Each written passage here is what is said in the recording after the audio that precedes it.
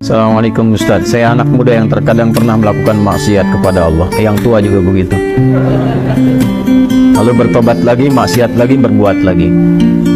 Bagaimana caranya Ustadz agar tobat yang ana lakukan menjadi tobatan yang nasuha? Mohon bimbingannya. Quran surah keempat ayat 17. Bismillahirrahmanirrahim.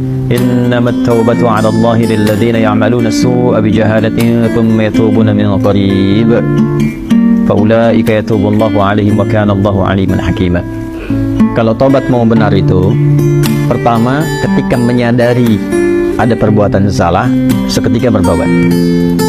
Saya ulang ya. Ketika menyadari ada perbuatan salah, seketika apa? Bertobat. Karena kesadaran tentang kesalahan itu bagian dari kasih sayang Allah yang mengantarkan seorang hamba pelaku maksiat untuk bertobat. Jadi sadar itu pengantar tobat. Pahami itu dulu ya.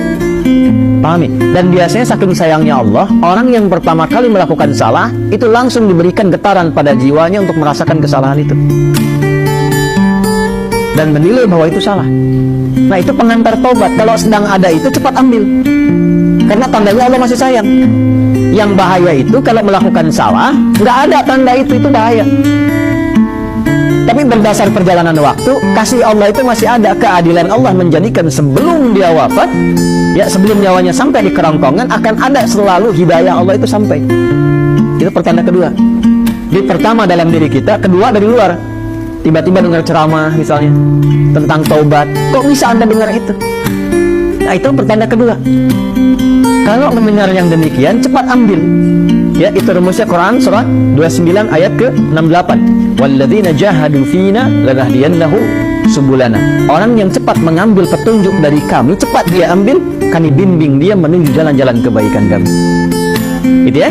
Demi Allah saya katakan, sepanjang berbuat salah apapun, itu selalu ada getaran yang menyimpulkan itu salah. Ya, bahkan ada pencegahan dulu. Gak percaya begini ya, gak percaya. Keluar dari sini pulang, nanti coba aja deh, pakai sendal orang lain. Tapi jangan diteruskan, coba aja. Ya, jangan dipotong video saya. Cuma coba, jangan diteruskan. Itu begitu akan dipakai, pasti hati kecil mengatakan itu bukan punya kamu. Itu pencegahan namanya. Begitu dipakai, dipaksakan pakai, nanti di pertengahan ada rasa lagi, kamu salah. Nah, itulah pengantar taubat. Ikuti, kalau diikuti istighfar, astagfirullah, balik lagi, dikembalikan pakai pada yang kita miliki. Itulah taubat. Ya, jadi itu rumus pertama. Kalau sudah ada rumus pertama itu, istighfar dulu, sesali dan minta petunjuk pada Allah untuk dikuatkan bertahan dalam jalan taubat itu. Tinggal nanti kadar maksiatnya, apakah dia ringan, tengah-tengah, atau kadar maksiat berat. Kadar maksiat berat itu yang sudah jadi kebiasaan. Biasanya pada yang terakhir ini, mohon maaf, tidak seketika biasanya. Kecuali ada kejadian besar yang membuat dia bisa meninggalkan itu sama sekali. Ibunya diselang nafas yang terakhirnya. Nah, ibu sering mengingatkan kamu dalam keadaan sehat. Sekarang menjelang kematian pun yang ibu rasakan, ibu ingatkan lagi. Apakah dalam keadaan ibu yang sudah sekarat ini mengingatkan kamu belum mau tobat juga? Maka dengan keadaan apa lagi mesti ibu ingatkan engkau? Bisa. Atau ibunya sudah meninggal, mengeluarkan wasiat, tulisan. Ya, diantaranya menasehati anaknya yang tidak pernah mau dengar untuk mendengar. Biasanya itu lebih kuat. Makanya disebut wasiat, pesan yang kuat, yang terasa lebih kuat dibandingkan dengan saat masih dalam keadaan sehat. Karena itu disebut dengan apa? Wasiat. Ya, wasiat itu bukan sekedar tentang harta.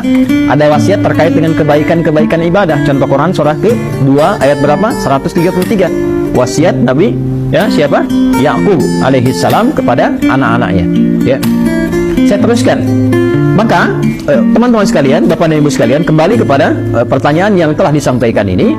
Kalau ada kebiasaannya yang berat, misal sudah tobat, dilakukan lagi, tapi biasanya kalau sudah tobat kadarnya lebih ringan, maka rumusnya apa? Tobat lagi, terus tobat lagi, terus tobat lagi, sampai berusaha kita maksimal hilang kebiasaan itu, atau wafat kita dalam keadaan sedang berusaha tobat atau sedang tobat. Maka itu punya nilai di hadapan Allah Subhanahu wa Ta'ala. Yang terakhir, ini yang lebih kuat, rasakan saat akan terdorong berbuat maksiat itu lagi seketika diwafatkan oleh Allah Subhanahu wa Ta'ala. Itu yang paling kuat. Misal sudah tobat, pengen maksiat lagi, rasakan saat maksiat itu wafat. Itu yang paling cepat mencegah dari perbuatan buruk, sehingga insya Allah dari salah bisa berpeluang menjadi saleh.